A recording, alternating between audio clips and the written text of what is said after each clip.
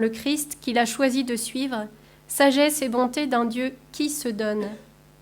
En chantant l'harmonie de la création, harmonie dont il fait la douloureuse expérience qu'elle n'est pas pleinement advenue, puisque son long compagnonnage avec la nature lui a appris comme elle peut être source d'adversité et de danger. En chantant cette harmonie, François ne tend pas vers un retour à l'innocence première, mais il chante son espérance profonde du pardon et du renouveau. Il regarde le monde qui l'entoure dans la lumière pascale. Ce monde, il le voit en travail de réconciliation.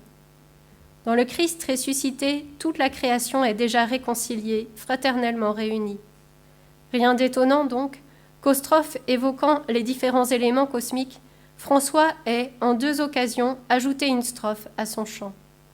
D'abord, en voyant l'évêque et le podestat, on peut dire le maire, fâchés, il ajouta celui sur le bonheur de ceux qui pardonnent, pour les inviter à un chemin de réconciliation. Et dans ces derniers jours, il ajoutera celle concernant notre sœur, la mort corporelle, qui lui ouvre la porte d'entrée dans cette louange et adoration éternelle et face à face avec Dieu. Ce cantique a jailli du cœur de François un petit matin dans la solitude de sa cabane. Il a aussitôt appelé ses frères et Sainte Claire et leur a fait entendre. Puis il a envoyé ses frères chanter sa réponse d'amour au Créateur, aux oreilles de tous les hommes, pour les inviter à emprunter ce chemin de bonheur qu'il avait découvert. D'abord, se reconnaître et s'accueillir pauvres et dépendants, pour avoir les mains vides, pour recevoir tout à travers ses frères humains et les créatures, recevoir tout de Dieu, se laisser aimer. Ensuite, ne pas mettre la main sur ses dons, mais les rapporter à Dieu pour ne pas en abuser, les partager à son tour, apprendre à donner et aimer en réponse à l'amour premier de Dieu, devenir frères et sœurs universels, vivre en harmonie avec notre mère la terre et cheminer ensemble vers notre Créateur et Sauveur.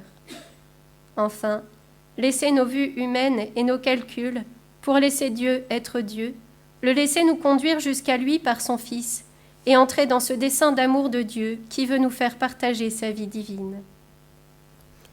Alors ce soir, en petite sœur de Saint François, en communion avec mes sœurs qui nous suivent par Internet, à mon tour, je vous relais son chant d'appel.